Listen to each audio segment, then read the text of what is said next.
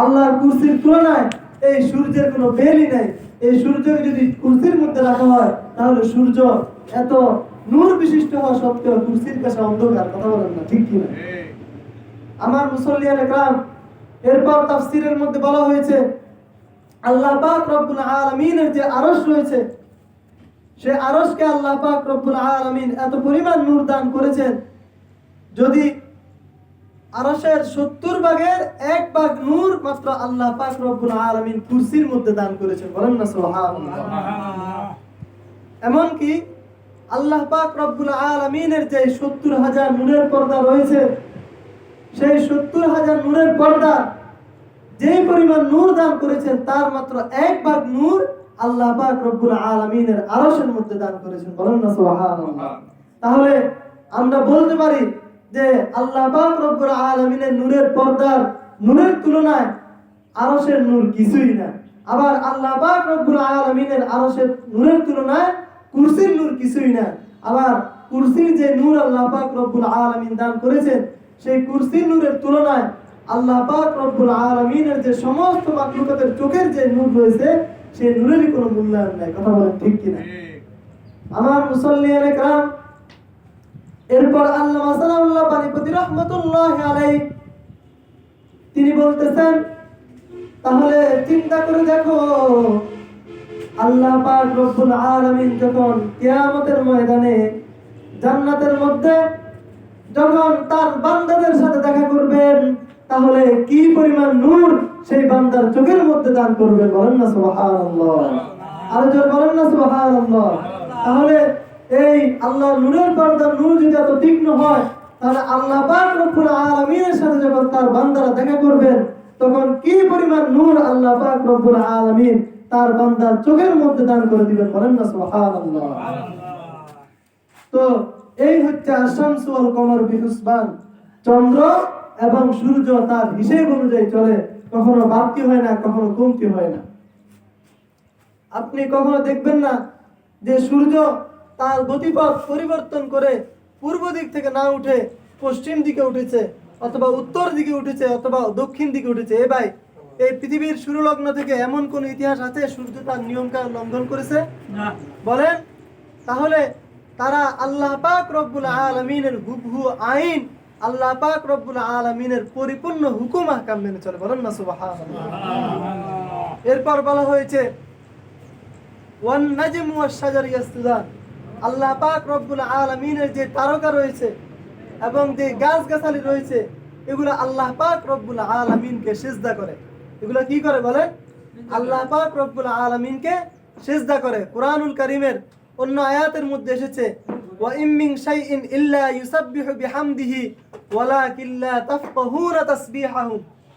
যে আসমান এবং জমিনের মধ্যে যা কিছু আপনি দেখেন, আপনি গাছগাছালি দেখেন, পাহাড় পর্বত দেখেন, চন্দ্র সূর্য দেখেন, গ্রহ নক্ষত্র দেখেন, প্রত্যেকটি জিনিসে আল্লাহ পাক রব্বুল আলামিনের তাসবিহ পাঠ করে, আল্লাহ পাক রব্বুল আলামিনকে সিজদা করে, কিন্তু তাদের সিজদার কাইফিয়ত তোমাদের জানা নাই। বলেন না সুবহানাল্লাহ। আমরা আমাদের মুখ দ্বারা আমরা আল্লাহ পাক রব্বুল আলামিনের তাসবিহ পাঠ করি, সুবহানাল্লাহ, আলহামদুলিল্লাহ, লা ইলাহা ইল্লাল্লাহ, আল্লাহু আকবার। কিন্তু এই পৃথিবীর যত প্রাণীকুল রয়েছে সবই আল্লাহ পাক রব্বুল আলামিনের তাসবিহ পাঠ করায়, কিন্তু আমরা তাদের তাসবিহ কিভাবে পাঠ করা হয়, তারা কেমনে পাঠ করে, তারা কিভাবে সিজদা করে, এর কাইফিয়ত আমাদেরকে বলা হয় নাই। কিন্তু তাফসীর কারকগণ বলেছেন, তারা ব্যাখ্যা করেছেন যে একটি গাছ সে আল্লাহ পাক রব্বুল আলামিনকে কিভাবে সিজদা করে। তো সূর্য যখন পৃথিবীর পূর্ব দিকে উদিত হয়, তখন গাছের যে ছায়া রয়েছে সেই ছায়াটি সূর্যের পশ্চিম দিকে গিয়ে তার ছায়াটা পশ্চিম দিকে গিয়ে ছায়া দান করে। কথা বলেন ঠিক কিনা? আবার সূর্য যখন পশ্চিম দিকে যায়, এই গাছটা পূর্ব দিকে এসে সে ছায়া দান করে। আবার গাছের মধ্যে যখন আপনার ফল হয়, গাছটা ঝুঁকে যায়। তাফসীরবিদগণ বলেছেন যে গাছের ঝুঁকে যাওয়া, পূর্ব দিকে ছায়া প্রদান করা, গাছের পশ্চিম দিকে ছায়া প্রদান করা, এটাই হলো গাছসমূহ আল্লাহ পাক রব্বুল আলামিনের তাসবিহ পাঠ এবং আল্লাহ পাক রব্বুল আলামিনের যে সিজদা করে সেই সিজদার নিদর্শন। বলেন না সুবহানাল্লাহ। আর জোরে বলেন না সুবহানাল্লাহ।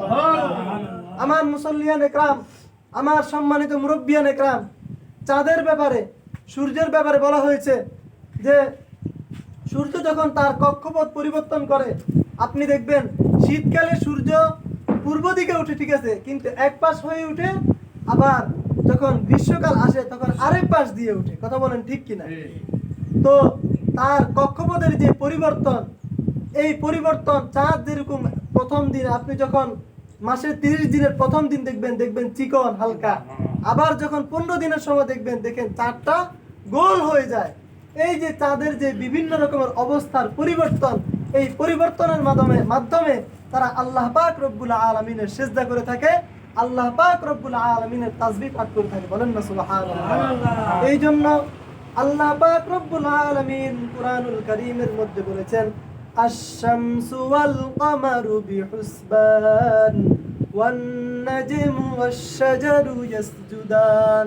চন্দ্র এবং সূর্য তারাও আল্লাহ পাক রব্বুল আলামিনের সিজদা করে, গাছগাছালি তারাও আল্লাহ পাক রব্বুল আলামিনের সিজদা করে। বলেন না সুবহানাল্লাহ। এরপর আল্লাহ পাক রব্বুল আলামিন সূরাতুর রহমানের মধ্যে রহমানের পরিচয় দিতে গিয়ে বলেন, ওয়াস-সামাআ রাফা'আহা ওয়া ওয়াদা'আল মিজান। অর্থাৎ আল্লাহ পাক রব্বুল আলামিন কোন খুঁটি ছাড়া আসমানকে সুউচ্চ করে দিয়েছেন। বলেন না সুবহানাল্লাহ। এ ভাই, আপনি কোনো একটা জিনিস বানাবেন, উপরে রাখবেন, আপনি কোনো খুঁটি ছাড়া কি সেটাকে উপরে রাখতে পারবেন? না, পারবেন না। বলেন পারবেন? এইটা আমাদের কোনো মাখলুকাতের পক্ষে সম্ভব নয়। কিন্তু আমার আল্লাহ পাক রব্বুল আলামিন এত বিশাল বড় আকাশ সৃষ্টি করেছেন, আপনি যেদিকে তাকান আল্লাহ পাক রব্বুল আলামিনের শুধু আকাশ আর আকাশ।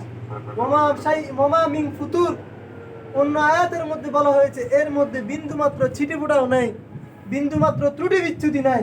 আল্লাহ পাক রব্বুল আলামিনের আকাশকে তিনি কোন রকমের খুঁটি ছাড়া তিনি আসমানকে সৃষ্টি করে দিয়েছেন, সুউচ্চ করে দিয়েছেন। বলেন না সুবহানাল্লাহ। এরপর বলেছেন, ওয়াস-সামাআ রাফা'আহা ওয়া ওয়াদা'আল মিজান। আল্লাহ পাক রব্বুল আলামিন মিজানকে স্থাপন করেছেন, দাঁড়িপাল্লাকে স্থাপন করেছেন। কিয়ামতের ময়দানে সূরা জিলজালের মধ্যে বলা হয়েছে, ফামান ইয়ামাল মিসকালা যাররাতিন খায়রান ইয়ারা ওয়া মান ইয়ামাল মিসকালা যাররাতিন শাররান ইয়ারা। বান্দা যদি সামান্য পরিমাণ ভালো কাজ করে সেটাও সে দেখতে পাবে, আবার সামান্য পরিমাণ খারাপ কাজ করলেও সে সেটা দেখতে পাবে। আল্লাহ পাক রব্বুল আলামিন বান্দার নেক আমল এবং বদ আমলকে পরিপূর্ণভাবে মাপার জন্য তিনি মিজানকে সৃষ্টি করে দিয়েছেন, দাঁড়িপাল্লাকে সৃষ্টি করে দিয়েছেন। বলেন না সুবহানাল্লাহ। তো সুতরাং এই দাঁড়িপাল্লাকে যে আল্লাহ পাক রব্বুল আলামিন সৃষ্টি করে দিয়েছেন, বাবা, কিয়ামতের ময়দানে আপনার আমার ওজন করা হবে। যার আমলের পাল্লা ভারী হবে তাকে আল্লাহ পাক রব্বুল আলামিন জান্নাত দিয়ে দিবেন, আবার যার আমলের পাল্লা হালকা হবে তাকে জাহান্নামে পাঠিয়ে দেওয়া হবে। বলেন না নাউযুবিল্লাহ। আরো জোরে বলেন না নাউযুবিল্লাহ। এই জন্য আল্লাহ পাক রব্বুল আলামিন কুরআনুল কারীমের মধ্যে বলেছেন, ওয়া ওয়াদা'আল মিজান, তিনি মিজানকে স্থাপন করেছেন। ওয়াল আরদা ওয়াদা'আহা লিল আনাম। এরপর আল্লাহ পাক রব্বুল আলামিন তিনি রহমানের পরিচয় দিতে গিয়ে বললেন, এই জমিনকে আল্লাহ পাক রব্বুল আলামিন স্থাপন করেছেন সমগ্র বিশ্ববাসীর জন্য। বলেন না সুবহানাল্লাহ। দেখেন, এই পৃথিবী সদা সর্বদা ঘূর্ণয়মান।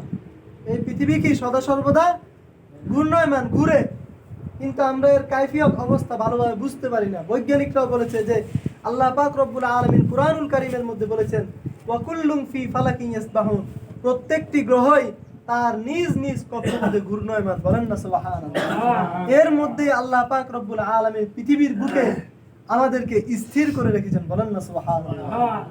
তো এই জমিনকে যে আল্লাহ পাক রব্বুল আলামিন স্থির করেছেন বান্দার জন্য, এটিকে আল্লাহ পাক রব্বুল আলামিন কুরআনুল কারীমের মধ্যে বর্ণনা করে দিয়েছেন, ওয়াল আরদা ওয়াদা'আহা লিল আনাম, সমগ্র বিশ্ববাসীর জন্য আল্লাহ পাক রব্বুল আলামিন এই পৃথিবীকে স্থাপন করেছেন, এই পৃথিবীকে স্থির করে দিয়েছেন। বলেন না সুবহানাল্লাহ। তো এই পৃথিবীকে সর্বপ্রথম যখন সৃষ্টি করা হয়েছিল তখন কোনো পাহাড় ছিল না। তখন কি ছিল না বলেন? কোনো পাহাড় ছিল না।